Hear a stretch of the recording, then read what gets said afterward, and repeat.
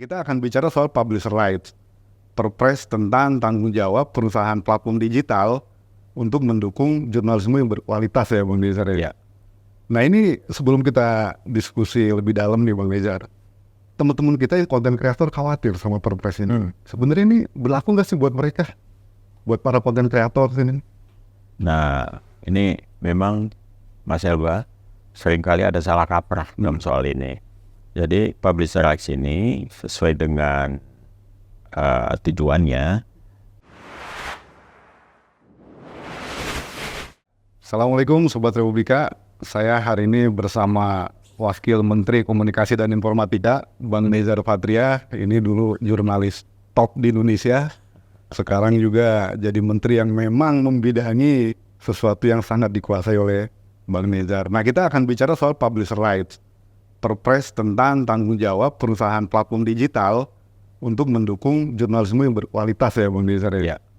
Nah ini sebelum kita diskusi lebih dalam nih Bang Nezar, teman-teman kita yang content creator khawatir sama perpres ini. Sebenarnya ini berlaku nggak sih buat mereka, buat para content creator ini? Nah, ini memang Mas Elba seringkali ada salah kaprah dalam soal ini. Jadi publisher rights ini sesuai dengan tujuannya, dia mencoba menjaga sustainability media, keberlanjutan media. Itu tujuannya yang pertama. Yang kedua, dia mendukung jurnalisme berkualitas. Jadi ada dua hal itu yang menjadi tema pokok dari publisher rights. Poin utamanya ya? Poin utamanya itu. Nah, tidak berlaku untuk content creator. Karena yang diatur di publisher rights ini adalah konten-konten yang dihasilkan oleh perusahaan pers. Perusahaan pers. Nah, content creator kan banyak nih ya. Dan tidak selalu yang dihasilkan adalah news, berita. Dan kalaupun mereka menyampaikan informasi, mereka bukan perusahaan pers. Jadi mereka nggak terikat dengan publisher rights ini. Iya, mereka para konten kreator kita yang ya sangat kreatif ya, macam-macam kontennya bagus sekali. Mereka sudah punya hubungan sendiri dengan platform digital ini. Negosiasi deal bisnis itu sudah ada gitu. Jadi nggak perlu khawatir bahwa publisher rights ini akan mengatur konten kreator, enggak. Karena ini spesifik khusus untuk perusahaan media ya, perusahaan media. Jadi aman nih para teman-teman kita konten kreator. Nah yang kedua nih Bang Nezar yang khawatir juga media-media kecil. Iya. Katanya syaratnya tidak bisa dipenuhi oleh media-media kecil atau media menengah. Ini gimana Bang Nezar? Berlaku untuk semua media atau perusahaan pers, tepatnya yang punya hubungan dengan perusahaan platform digital ya. Misalnya media-media ini berita yang dihasilkan ya, perusahaan-perusahaan media kecil gitu, beritanya dikomersialisasikan oleh platform digital gitu. Nah itu berlaku aturan yang ada di perpres publisher rights ini. Nah jadi media kecil, media besar, media sedang gitu ya, semuanya berlaku gitu. Semuanya berlaku dengan syarat mereka terdaftar sebagai perusahaan pers di Dewan Pers gitu. Ya, memenuhi standar perusahaan pers di Dewan Pers. Jadi media ini besar, kecil, menengah harus terverifikasi berarti ya? Terverifikasi. Nah itu memang kan banyak media juga yang banyak belum terverifikasi ya Bang Nezar? Iya, ini tugas Dewan Pers untuk memacu proses verifikasi ya. Dan saya kira bisa lebih mudah sebetulnya kalau dibikin nanti SOP-nya, kemudian prosedurnya. Nah ini tantangan sendiri lah buat Dewan Pers untuk mempercepat proses verifikasi. Iya. Jurnalisme berkualitas dalam perpres ini maksudnya bagaimana nih Bang Nezar ini? Jurnalisme berkualitas kita sebenarnya nggak mengatur secara spesifik bagaimana jurnalisme berkualitas di perpres publisher rights ini. Tetapi kita bisa sebutkan kalau jurnalisme berkualitas itu satu yang dihasilkan dengan standar-standar jurnalisme yang memenuhi skill gitu ya, skill jurnalistik yang mumpuni lah gitu. Artinya apa? Di situ dia misalnya menguasai bagaimana mengemas berita gitu ya, sesuai dengan kode etik jurnalistik gitu.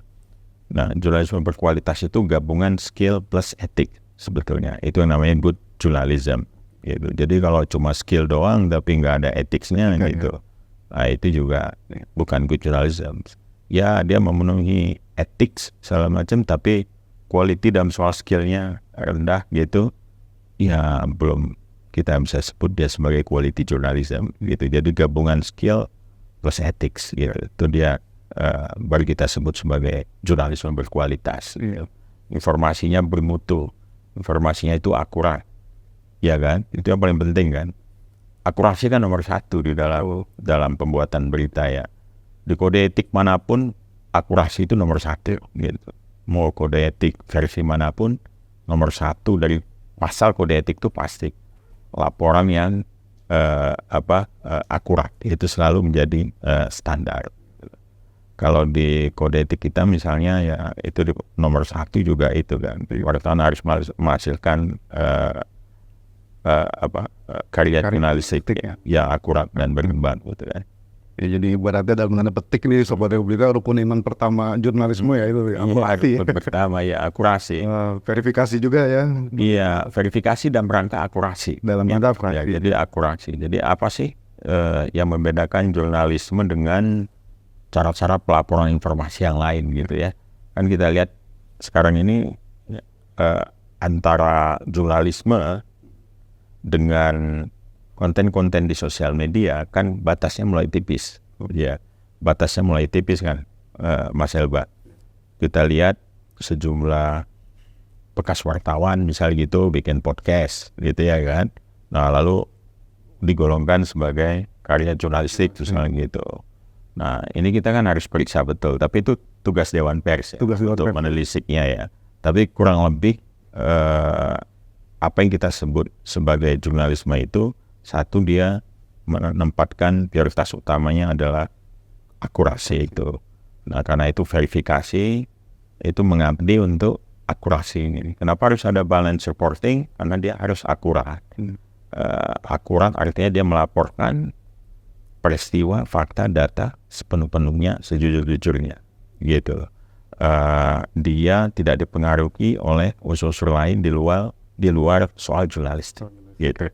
Nah jadi ini yang kita sebut dengan independensi sebetulnya. Independensi itu bukan media saya ini tidak terafiliasi dengan ini macam ya, itu satu hal. Tapi yang paling penting adalah walaupun dia bagian katakanlah begitu, kan ada koran yang milik partai gitu atau dimiliki oleh organisasi tertentu gitu ya.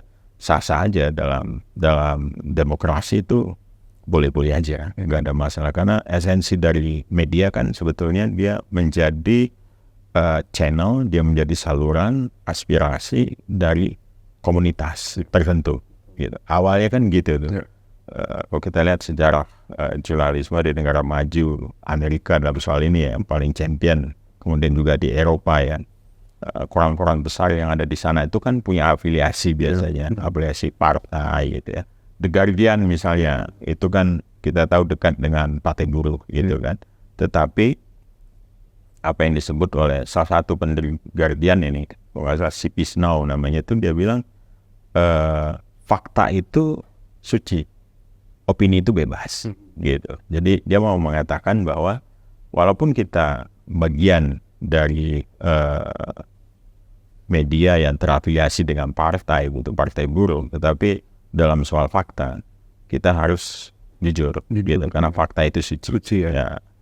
Opini kita boleh beda gitu, kita boleh memberikan interpretasi terhadap fakta itu di dalam rubrik opini kita gitu, dalam tajuk rencana kita gitu. Misalnya soal kebijakan pemerintah menaikkan harga beras misalnya itu, atau harga BBM gitu. Untuk partai buruh mungkin dia berpandangan wah ini merugikan kelompok kelas pekerja misalnya gitu ya, di Inggris sana gitu kan. Lalu dia buat satu tajuk untuk mengkritik itu. Tetapi dalam laporan pemberitaannya dia cukup balance gitu. Dia mewawancarai Perdana Menteri yang menaikkan harga BBM itu gitu ya. Dia mewawancarai semua pihak yang terkait. Jadi dia balance reporting gitu. Nah itu maksudnya seperti itu. Nah jadi saya kira quality journalism kita ukur dari soal itu tadi, skill plus kode etik ya. Oke. Artinya homeless media nggak masuk dalam kategori ini juga ya? Homeless media karena dia bukan, kalau dia perusahaan pers, saya kira nggak ada masalah. Ya perusahaan pers tapi dia hadir di kayak OTT over the top gitu kan. Jadi dia bukan OTT. Bukan OTT KPK. Ini over the top. Over the top. Homeless media disebut gitu, dia ada di Instagram, ada di TikTok, gitu ya, ada di Facebook, bisa aja muncul gitu tanpa ada situsnya gitu ya, dia numpang di atas platform. Kalau dia perusahaan media menggunakan wahana itu juga nggak ada masalah sebetulnya. Saya kira dia juga bisa terikat dengan publisher rights. Yeah. Oke, Bang Nezar, ini Sobat Republika juga banyak yang nanya, termasuk teman-teman media nih, jurnalis-jurnalis terutama di daerah ya, teman-teman AMSI di daerah nanya nilai ekonomi dari Perpres ini kan sebenarnya kan selain tadi jurnalistik berkualitas juga ada aturan bagaimana memonetisasi dari penggunaan konten oleh platform digital ini. Nah ini nilai ekonomi seperti apa nih, Bang Nezar? Jadi publisher rights ini sebetulnya satu regulatory framework yang coba memberikan kesempatan buat publisher untuk duduk bersama dengan perusahaan platform digital mendiskusikan tentang hubungan B2B gitu.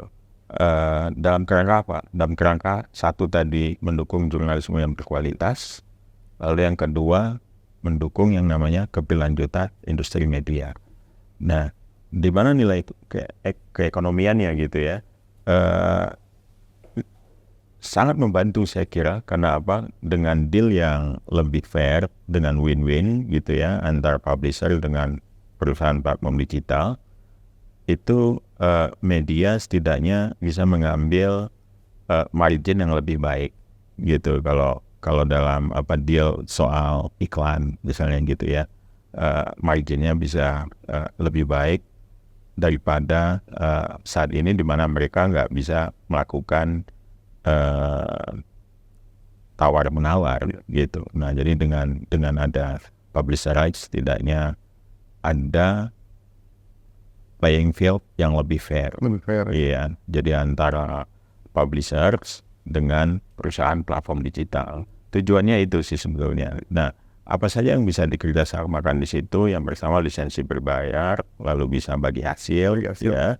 Lalu kemudian berbagi data agregat atau kerjasama dalam bentuk lain. Nah, kerjasama dalam bentuk lain ini silakan didiskusikan nih, Mas Elba, antara publisher dengan perusahaan platform. Iya. Bisa misalnya publisher meminta perusahaan platform untuk memberikan pelatihan-pelatihan yang khusus gitu ya. Bagaimana caranya agar bisa survive, agar bisa sesuai ya dengan algoritma yang dibuat oleh perusahaan platform misalnya begitu. Bisa juga pelatihan-pelatihan misalnya meningkatkan digital skill dari perusahaan media gitu ya, digital skill dalam segala hal, misalnya digital marketingnya bagaimana gitu, lalu kemudian teknik mengemas konten yang baik gitu ya, lalu mengenal karakter platform ya, platform digital ini kan juga dia ada karakter masing-masing ya. Jadi antara misalnya Google sebagai search engine dengan Facebook ya sebagai platform dengan memakai user generated content atau UGC itu beda lagi, YouTube itu beda lagi, Instagram beda lagi, TikTok beda juga gitu kan. Nah jadi dengan mengetahui karakter itu kan kita bisa lebih adaptif ya dengan perusahaan platform ini. Itu satu hal. Hal yang lain adalah saya kira ini kesempatan untuk duduk setara gitu antara publisher dengan perusahaan platform Digital, gitu. Iya, kita berharap bingkai hukum ini, bingkai peraturan ini bisa memberdayakan publisher.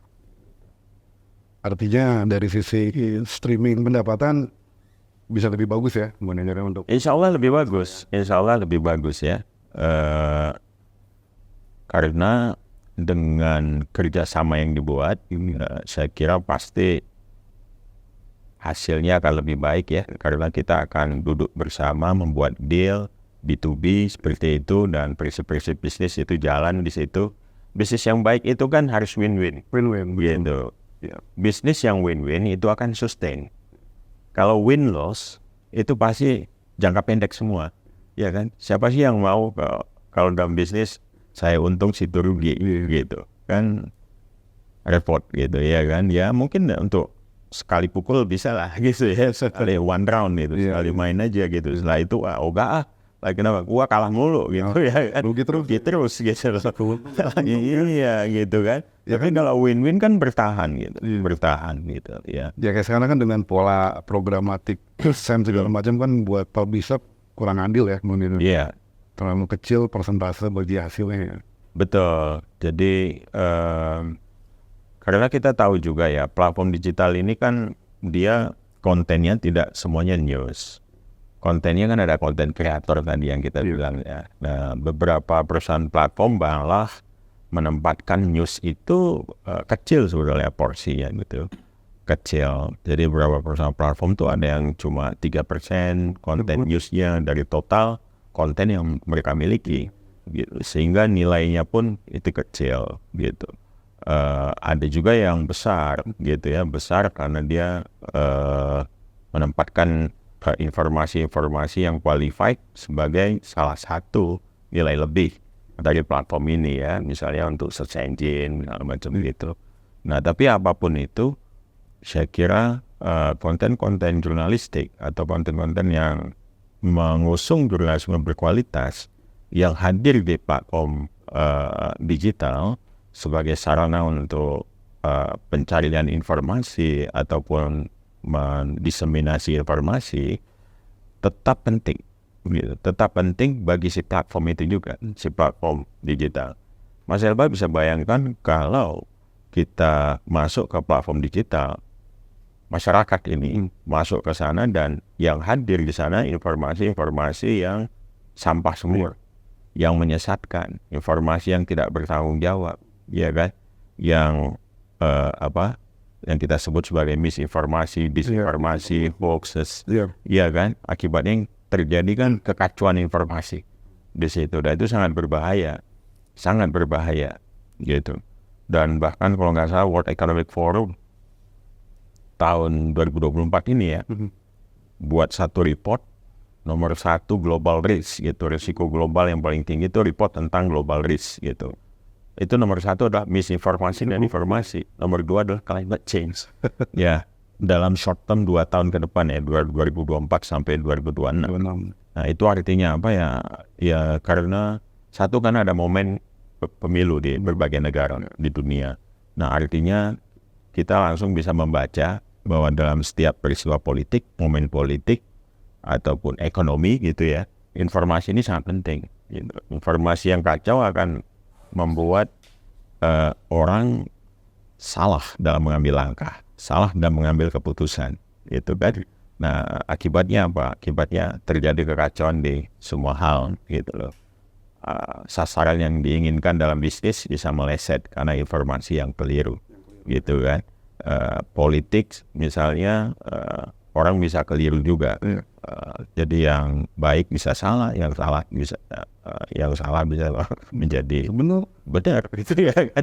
itu karena ya di lanskap digital ini dengan intensitas informasi yang didorong oleh satu algoritma tertentu ya, itu kan bisa menciptakan cara pandang gitu ya, mengkonstruksi cara pikir, ya kan? Karena kita dihujani terus oleh informasi-informasi tertentu.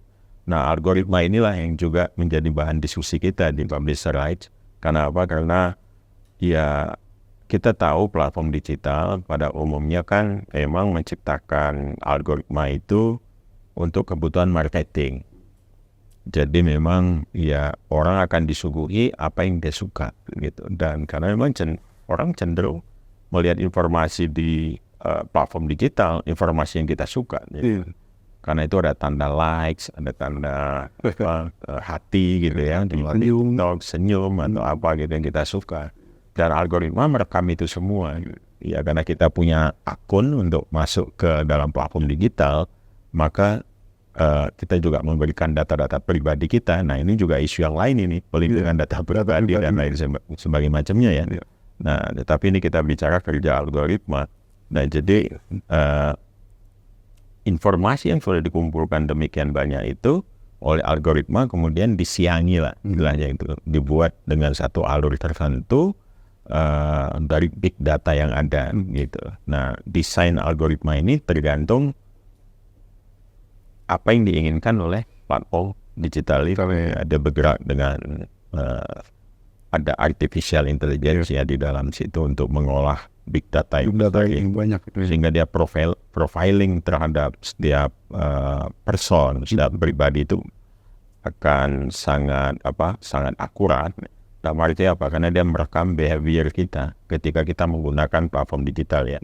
Misalnya Mas Elba lebih suka lihat kuliner gitu, terus tapi juga suka cari obat anti kolesterol gitu, ya kan? Cocok tuh ya. Iya, terus nanti data di platform digital lain merekam bahwa misalnya di Maps gitu ya, wah ini kok bolak-balik ke apotek gitu ya, berarti ya suka beli obat kolesterol atau apa. Nah akibatnya apa? Begitu buka yang namanya halaman di platform digital itu, iklan yang muncul adalah obat kolesterol, jamu anti kolesterol, terus kemudian ya berbagai macam metode pengobatan untuk kolesterol gitu kan, jurnal soal kolesterol, jadi semua gitu. Nah kita bayangkan algoritma yang berbasiskan likes itu tadi, itu kemudian hanya memberikan informasi yang kita suka. Maka ini disebut, itu metode itu disebut filter bubbles, namanya filter bubbles. Nah filter bubbles ini menciptakan echo chamber gitu loh, karena apa ya, akhirnya selain informasi yang bisnis tadi kan informasi sosial, politik, budaya kan juga akan masuk ke kita apa yang kita suka saja. Kita hanya berhubungan dengan orang-orang yang sepandangan dengan kita saja gitu. Makanya namanya echo chamber. Jadi apa yang kita teriakan itu dipantulkan oleh orang yang sama dengan kita gitu kan. Jadi echo deh, gaungnya kita, suara kita sendiri sebetulnya yang kita dengar gitu ya. Nah akibatnya apa di situ? Diversity informasi sebetulnya menjadi pertanyaan gitu. Kita nggak mendapatkan keragaman, ya. Makanya ini paradoks sebetulnya. Jadi platform digital ini yang menghimpun begitu banyak orang, begitu banyak informasi yang mestinya lebih diverse, lebih beragam, tapi dengan algoritma kita dibuat menjadi lebih sempit. Ya. Berada dalam satu echo chamber. Jadi yang seharusnya menjadi ruang untuk mendapatkan, katakanlah kalau dia menjadi ruang dialog informasi gitu ya, di mana masyarakat bisa mendapatkan informasi lalu kemudian mendiskusikannya gitu. Tapi yang terjadi bukan sebuah dialog, tapi monolog. Nah ini yang menurut saya efek lain dari algoritma ini. Nah ini udah disadari dan beberapa platform yang digital yang global mendapatkan banyak masukan juga untuk ini, dan saya dengar mereka juga coba memperbaiki agar tidak terlalu menjadi echo chamber lah, seperti itu. Ya tetapi ada juga platform yang memang mengkhususkan untuk itu. Nah, nggak apa-apa echo chamber ini selama untuk kepentingan marketing produk, sehingga mereka meminimalkan informasi soal news, soal politik dan lain sebagainya macamnya. Ada loh yang kayak gitu ya, karena menganggap bahwa kalau memang informasi politik yang masuk dalam algoritma atau informasi sosial budaya masuk algoritma marketing seperti ini akan menimbulkan bahaya-bahaya tadi itu, maka lebih baik news yang kecil itu tidak masuk. Ada juga yang berpandangan seperti itu. Iya. Tapi sekali lagi mereka juga mengalami posisi yang dilematis. Kalau ini semua dihapus, terus informasi yang benar itu yang seperti apa? Kan begitu kan. Pada akhirnya yang dibutuhkan menurut saya, nah ini saya suka nih, The New Yorker dia bilang, slogan mereka itu clarity in the unclear time. Nah, itu menarik. Jadi clarity di tengah atau kejelasan atau kejernihan gitu ya, di tengah masa yang tidak jelas gitu ya, tidak clear gitu. Di tengah waktu yang tidak clear atau waktu yang yang menyesatkan gitu, unclear gitu ya. Nah, jadi jurnalisme saya kira itu tuh. Dia menjogokan clarity in the unclear time itu. Nah, tadi kan platform harus memiliki konten-konten berkualitas supaya tidak ada disinformasi ya. Artinya kayak Google dan platform digital lain, dia sebenarnya tidak bisa mengelak ya dengan publish right yang sekarang sudah berlaku 6 bulan lagi gitu. Iya, semuanya saya kira dalam diskusi yang sudah kita lakukan sebelum Perpres ini disahkan oleh Presiden Jokowi ya, di akhir Februari kemarin, diskusi udah berjalan cukup panjang ya, sudah hampir 3 tahun lah. Sudah hampir 3 tahun, draft pertama, kedua, ketiga, ini yang keberapa kali ya draftnya gitu bolak-balik, dan waktu itu belum ditemukan satu titik temu yang bisa diterima oleh semua pihak gitu. Nah, sempat pacet berapa kali, muncul ketegangan ini ya. Di kelompok publisher sendiri waktu itu juga berbeda pandangannya, belum satu gitu. Di platform digital juga permintaannya beda-beda gitu ya di perusahaan platform.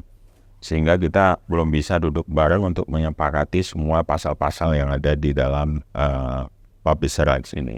Tapi dengan berjalannya waktu, lalu juga ya dengan coba menerapkan prinsip yang dialogis dan demokratis gitu, kita coba duduk bersama, kita nggak akan maju ke dalam tahap berikutnya sebelum tahap yang awal ini disetujui oleh semua. Jadi satu tahap setuju, naik lagi ke tahap berikutnya, setuju, naik lagi gitu. Jadi semua akhirnya kita dapatkan satu kesepakatan yang bulat gitu. Nah, memang nggak semua happy lah dengan hasil ini pasti gitu ya. Nggak, karena dia memang ada keterbatasannya juga. Dia kan tidak mengatur detail karena pemerintah menganggap tidak ingin campur tangan terlalu jauh ke dalam hal-hal yang teknis perusahaan media gitu. Nanti bisa bias disebut pemerintah campur tangan gitu. Jadi komite tugasnya satu mengawasi kewajiban-kewajiban platform digital ini apa saja, lalu kedua membuat prosedur ya, prosedurnya apa saja yang harus dilakukan oleh komite untuk menghandle pelaksanaan kewajiban dari platform digital, lalu kemudian menjadi semacam lembaga adjudikasi kalau ada perbedaan pendapat atau sengketa antara publisher dengan perusahaan platform digital. Nah, jadi kita berharap Dewan Pers bisa memilih anggota-anggota komite yang kompeten, kredibel gitu kan, dan bisa diterima oleh semua pihak dan bisa bekerja juga dengan baik sehingga apa yang sudah disepakati di Perpres Publisher Rights ini bisa berjalan sesuai dengan harapan. Nah, ini anggota, ini kan penting nih, vital ya, komite ini kan. Karena kalau kita lihat di Australia, di Kanada kan ada dispute nih antara platform dengan publisher. Nah, kemudian komite ini yang mengerem, memediasi. Betul. Nah nanti berarti kan harus diisi oleh orang tadi kompeten ya. Ya, Nah mereka ini dari unsur apa aja nih Bang Nejar, para anggota ini nanti nih? ya. Komite ini isinya 11 orang. Ada 11 orang, 5 itu ditetapkan oleh Dewan Pers, ya, dipilih oleh Dewan Pers, 5 lagi. Jadi gini, anggota komite ini memenuhi syarat tertentu, harus memenuhi syarat tertentu. Yang pertama, dia tidak boleh berafiliasi dengan perusahaan pers atau perusahaan media, lalu dia juga tidak boleh terafiliasi dengan perusahaan platform digital. Jadi dia harus netral gitu. Jadi yang dipilih oleh Dewan Pers itu harus memenuhi kriteria ini. Gitu. Lalu ada 5 lagi itu dari unsur masyarakat. Dari unsur masyarakat ini juga gitu, tidak boleh terafiliasi dengan perusahaan platform digital gitu. Jadi dia harus netral juga. Ya, yang kita sebut unsur masyarakat ini bisa jadi dia adalah pakar, dia katakanlah mereka yang tahu tentang bisnis digital media gitu, atau mereka yang punya pengetahuan yang cukup baik, atau mungkin dulu pernah menjadi pelaku gitu ya di dunia industri digital media ya, dia tahu betul bagaimana lika-liku di dalam antara platform dengan publisher gitu. Nah, nanti 5 orang ini dari masyarakat plus 5 orang yang dipilih oleh Dewan Pers akan duduk bareng, terus ada satu yang ditunjuk nanti dari Kominfo, Kementerian Kominfo. Itu sebetulnya satu orang ini yang dari Kominfo itu lebih sifatnya administratif lah. Karena apa, nanti harus ada pelaporan-pelaporan yang dibuat kepada menteri gitu ya, Menteri Kominfo gitu, tentang jalannya komite ini seperti apa.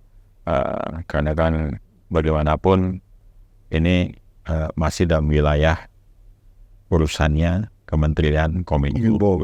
Ya, walaupun Kementerian Kominfo tidak campur tangan ke dalam mekanisme teknikal, mekanisme sehari-hari yang akan dijalankan dan diawasi oleh komite yang sudah di-set up oleh Dewan Pers itu.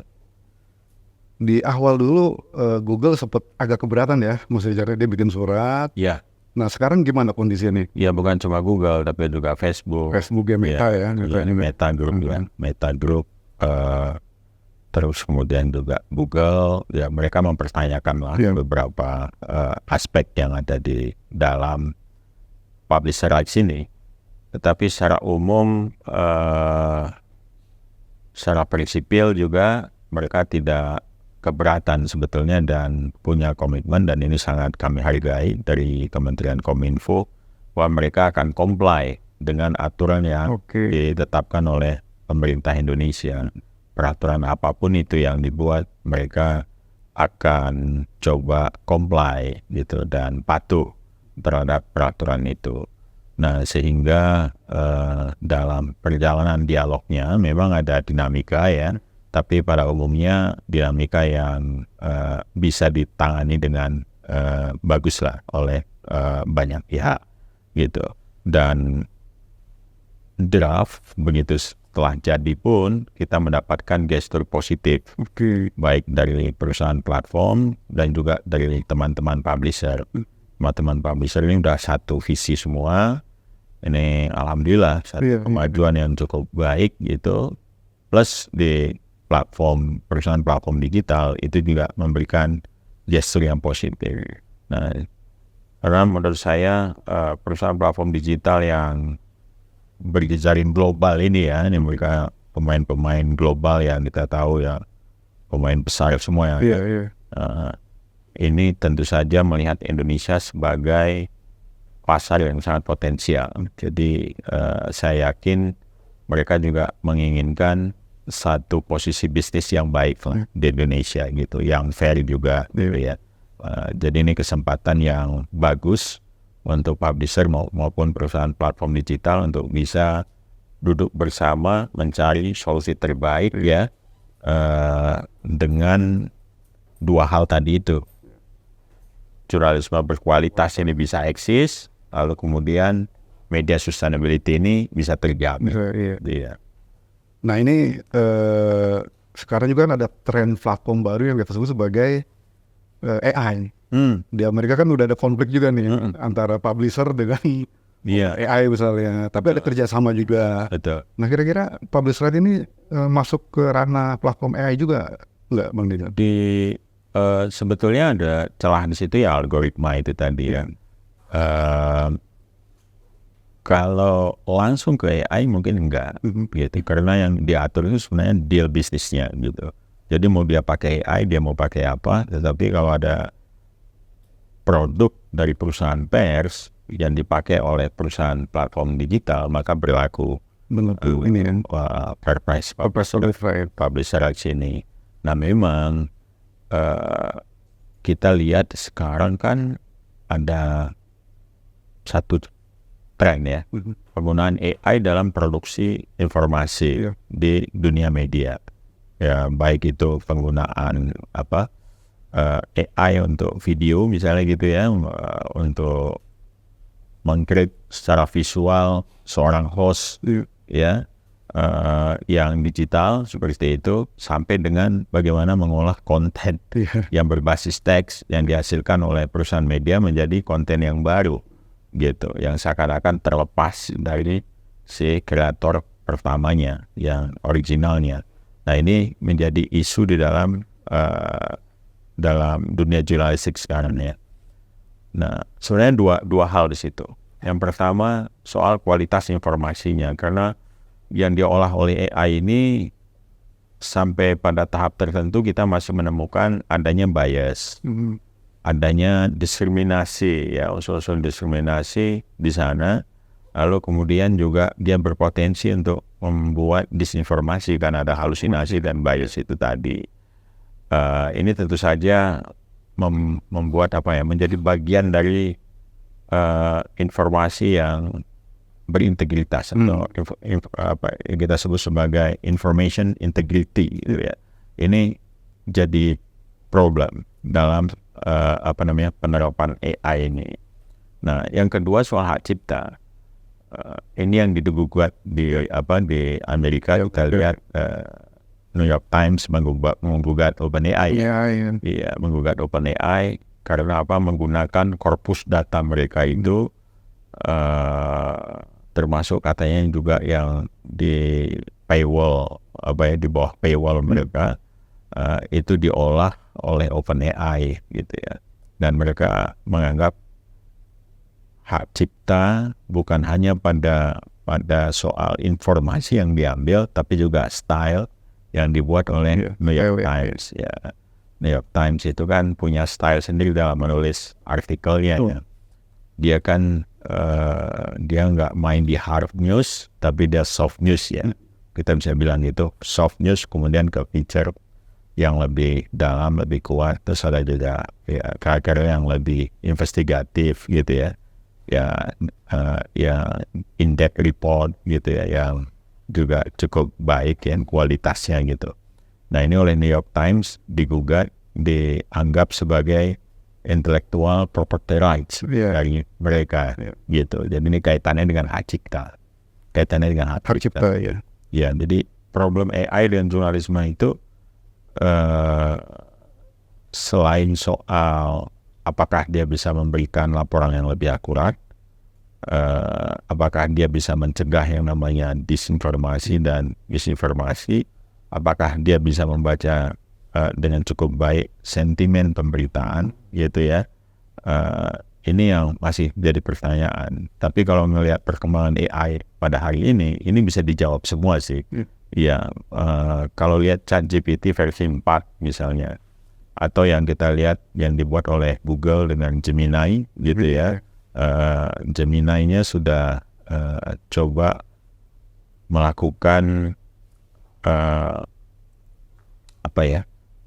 inovasi yang cukup seru juga, yang akan mempengaruhi bisnis model ke depan nih. Jadi ada namanya generative AI, tetapi digabungkan dengan search engine. Oh ya, dengan search engine. Ya, itu namanya kalau nggak salah search engine experience gitu ya. Jadi di situ digabungkan bagaimana konten-konten ya. Misalnya gini, dengan menggunakan AI kita mencari informasi Candi Borobudur gitu loh. Nah itu bisa yang diolah di situ adalah ekstrak informasi dari berbagai sumber yang dirangkai menjadi satu artikel pendek gitu, dan artikelnya bagus sekali. Jadi kalau kita pakai Google sekarang kita juga kaget ngelihat wah ini inovasi yang luar biasa. Tapi kita harus daftar dulu tuh ke Gemini gitu ya, kita sign in dulu di situ atau sign up di situ, kemudian sign in. Baru kemudian nanti diintegrasikan di search engine-nya gitu. Saya juga baru tahu kalau inovasi itu ternyata dahsyat juga. Nah, Google mencoba lebih jujur di situ dengan menyertakan sumber informasinya gitu. Jadi ada kayak footnotes gitu ya. Nah, yang footnotes-nya itu tapi bukan footnotes yang kayak akademik gitu, tapi ada kayak widget kecil yang widget tuh kayak jendela kecil gitu ya, di mana ada sumber asli informasinya. Jadi kita bisa scroll di situ berapa sumber informasi di bawah teks yang sudah dihadirkan. Luar biasa. Nah itu apa itu dampaknya Mas Elba? Itu nanti ada bisnis model yang baru. Nah itu gitu. dia challenge banget tuh. Challenge banget. Jadi regulasi ini baru kita buat, ada inovasi yang baru nih yang membuat kita harus berpikir kembali gitu ya, bagaimana caranya mendapatkan titik keseimbangan gitu antara konten yang dihasilkan oleh perusahaan pers dengan platform digital yang terus berinovasi dengan service baru ya buat penggunanya gitu. Nah ini pertanyaan terakhir Bang Nejar, implikasi dari Perpres Publisher Rights ini kalau buat jurnalis dan pekerja pers itu seperti apa kira-kira? Implikasinya saya kira yaitu tadi setidaknya lebih menyehatkan bisnis dari perusahaan pers yang masuk ke ranah digital lah gitu loh. Kita berharap dengan adanya Perpres Publisher Rights ini media-media bisa lebih sustain ya, mereka bisa merancang dengan lebih baik masa depan media masing-masing gitu ya, dengan mengukur kemampuan gitu ya, kemampuan produksi, lalu kemudian juga berapa artikel nanti yang kira-kira bisa dikomersialisasi di platform digital, berapa keuntungan yang mereka dapat. Jadi mereka bisa kalkulasi dengan lebih baik.